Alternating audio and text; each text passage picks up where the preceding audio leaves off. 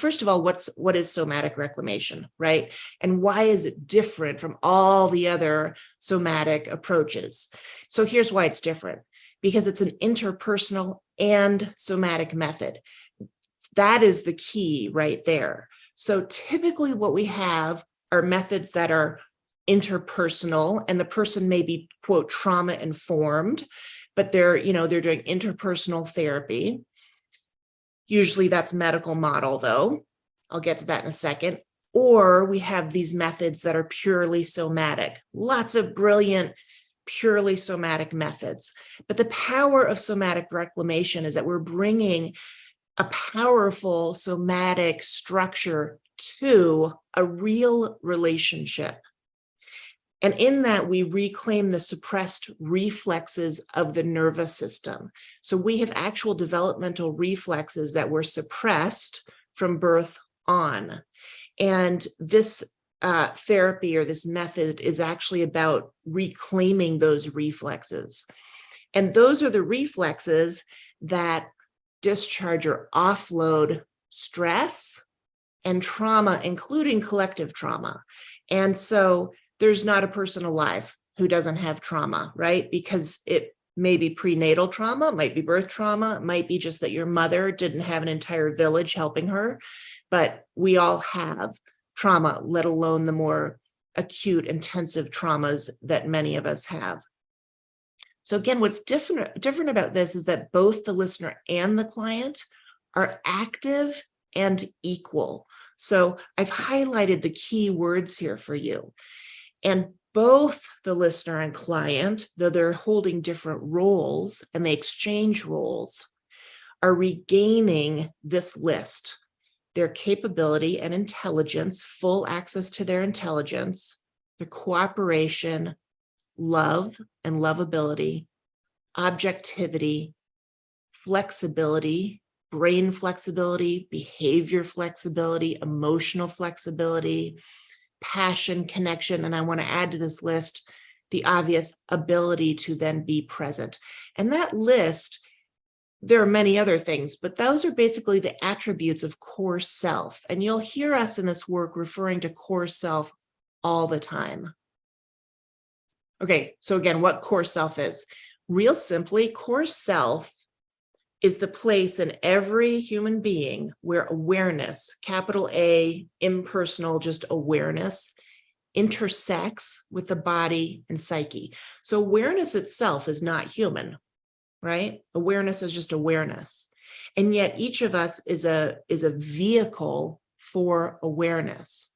So when we go to core self through our body, because it's all body-based, when we go to awareness through our body, that's when we have that experience of core self, right? That has complete equanimity, complete connection, and yet also natural boundaries, right? It's just this, it's stunning. So we're going to get to feel that tonight.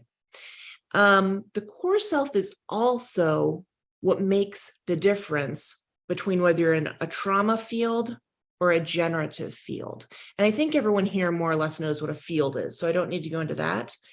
But it's quite literally where we step into the orders of freedom. So let's take a look at the next slide about that. This is what, so a lot of my work is visual and energetic because my background's in energy medicine. And so I like to diagram this out for people because what clients have told me as I've given these resources over the years is that, oh, wow, just looking at that, right, put me into that state.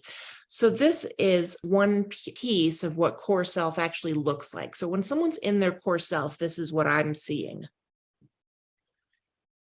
So how does somatic reclamation work? This part's actually pretty key. I don't think I even mentioned it last time.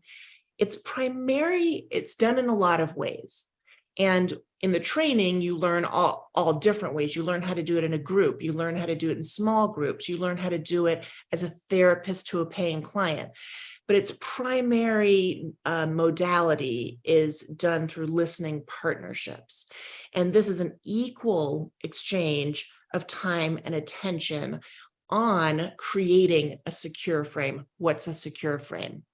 So a secure frame is created with devotion, is the word I wanted to put there, to a very predictable and repeatable, repetitive session structure, times, and specific agreements.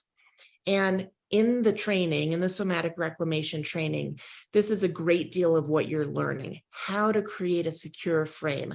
And that part I can honestly share is mind-blowing for everyone, because virtually every person I know has never had a secure frame, is the truth.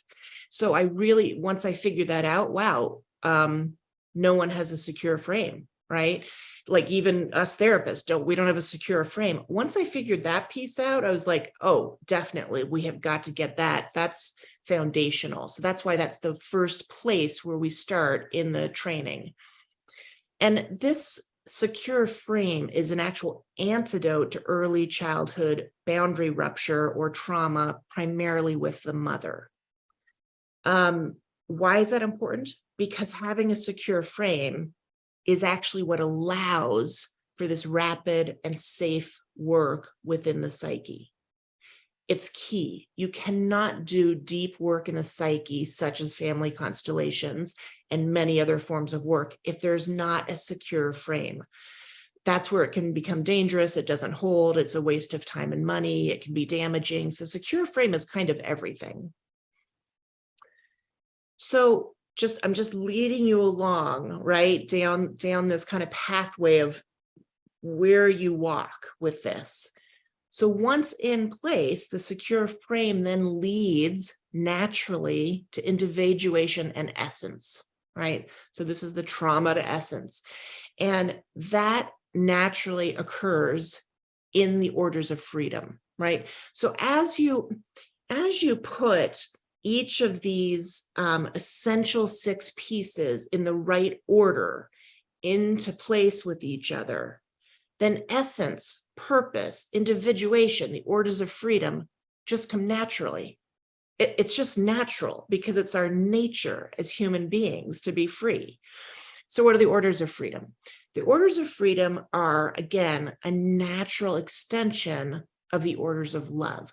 So just as the orders of love are the laws, if you will, that Bert Hellinger in Constellations observed govern social systems so that social systems work well, the orders of freedom govern spiritual systems. Yeah, we're no longer working with orders of love.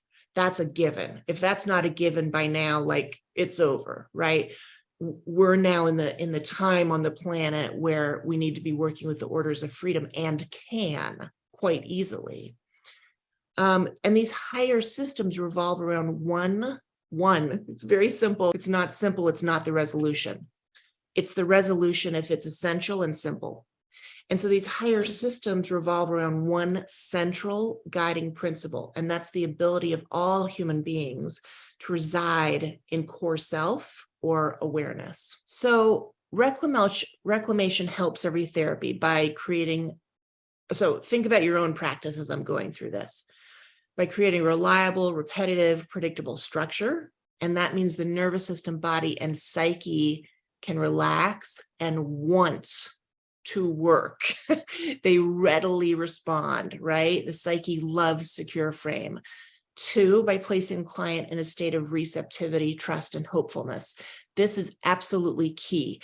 And I want to tell you, all 5 of these things that I'm about to say are what can help you build your practice so that you have more clients and can help more people, which is what we're doing here today. 3, it encourages discharge, and that's the opening of the reflexes of the nervous system, which because after sessions, you want the shift and the resolution of whatever form of work you do to be easily integratable, easy to integrate. And you want to cut down on the client's psyche rejecting the resolution. And it happens all the time. I'm sure any therapist here has seen that. You provide the perfect remedy. You provide the resolution. They see it for themselves. They even possibly take it in at first in a constellation and then, there it goes. They reject it. This is why, because their inner constellation, their nervous system can't hold it. 4, we bring resilience, flexibility, curiosity, playfulness, courage into a natural human connection that includes, by the way, love in therapy sessions. This is so far outside the medical model, this approach, and real relationships are built, right? So again, this is the interpersonal with the somatic. And that's why, can you see how these are so important that they come together for true healing of the nervous system? And 5, of course, we're providing all of that for the therapist as well. The therapist has to have that in their own field. And so in our training from day one, actually from the very first week, I have people practicing being in core self, practicing being in empty center, and holding that for the other person. I want to point out the obvious then, right? Outcomes for therapists. If your client feels found and seen, which they do in this methodology, in the first session, they have immediate relief, and they want to return. I can't express how important this is. I want to point this out first to you, okay, before we go back. First of all, 50% of clients quit. That's a lot. We don't want that number. We don't want 50% of our clients quitting, okay? And there's why. You can read it for yourself. They're unwilling to, this is all coming from research. They're unwilling to open up about themselves. They can't agree with the therapist about what the problem is. They don't get along with or feel confident in the therapist. They're not improving quickly enough, or they're unrealistic expectations. In the methods we're about to show you, we do away with all of those right off the bat. I don't have clients that quit. I don't know about you, Daniel, but I actually don't have clients that quit. If anything, I tell them you're done. Yeah. Yeah. Right. So, Yeah. and there's a reason our clients don't quit. It's not just like we have great clients, right? So it's because we've addressed those first 5 points, and usually in the first session. So the result of that list is that the patient feels like a failure. I talk about that a lot. Their problems get worse, their symptoms become chronic, they feel abandoned, and if there's any group work, then the group cohesion is damaged. In turn, therapists feel like they failed, and they can feel rejected as well. And obviously this interferes with their practice if then they're put into, this transference, basically. So I'm going to go through the bold, basically. So in this methodology, your client feels found in the first session, and I teach people how to do that. And if your client feels like you know where they are within the first 5 minutes, practically, I can't tell you how many first sessions I've had where the client is just immediately in tears of kind of shock and gratitude, because they've just done decades of therapy and no one yet has had that effect on them. And that there's no reason for that, right? This is something that you can learn to do. So 2, therefore the therapy progresses and there's no lull that leaves your client in doubt. This is something where every session is new. Every session is the next evolution for your client. There's no periods of time, right? 3, it cuts down on the psyche rejecting the resolution. I already talked about that. And in turn, your client then leaving you and going to someone else for help. So a lot of my clients have left other people and they've come to me for help. That's a lot of my clients at this point. And I'm right from the beginning, years and years ago, it's like, why is this? Why are they leaving the other person? 4, again, your client will want to continue with you. And believe you me, if you have that effect on your client, they are telling others. Okay, so I have vast chunks of time where I do no marketing at all, and I still have a business. And why do I keep talking about this? Because the point of our businesses is that we help people. We want you to have overflowing wait lists because we want you helping people. That's the whole point. And then 5, again, it provides all of the above for the therapist as well. As your body and psyche become clearer, you just I'm seeing this in people just after somatic reclamation. People are writing me. I'm not going to read those right now, but I should get a collection of those and put them on a slide. Already, after 4 months, people are coming to them and they're not doing any marketing. It's because their body and their field is giving direct transmission to anyone around them. And then that person naturally wants that freedom. So I kind of already talked about this. So the solution, you're in the US, there's 650,000 practicing therapists and healers, approximately. That's a low estimate I'm giving you. And those people are all online. So I'm just going to name the problem here. That's who you're competing with. Also, that's not including the new niche of life coaches, okay, who also are, at least online, are promising that they can heal all your other problems as well. So what that means is your clients are completely oversaturated and completely confused. They do not know where to start. They don't know who to work with.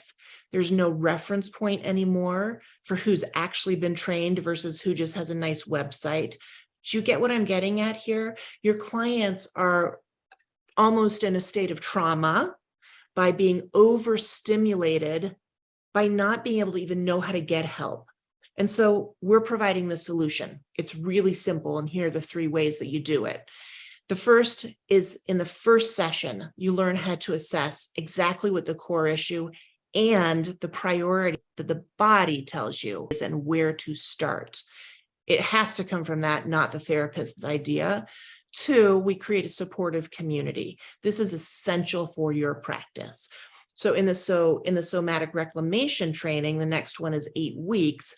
That's what I'm showing you. That's what we're showing you to do. We're showing you how to do that and then how to put your own somatic reclamation community into place for your clients.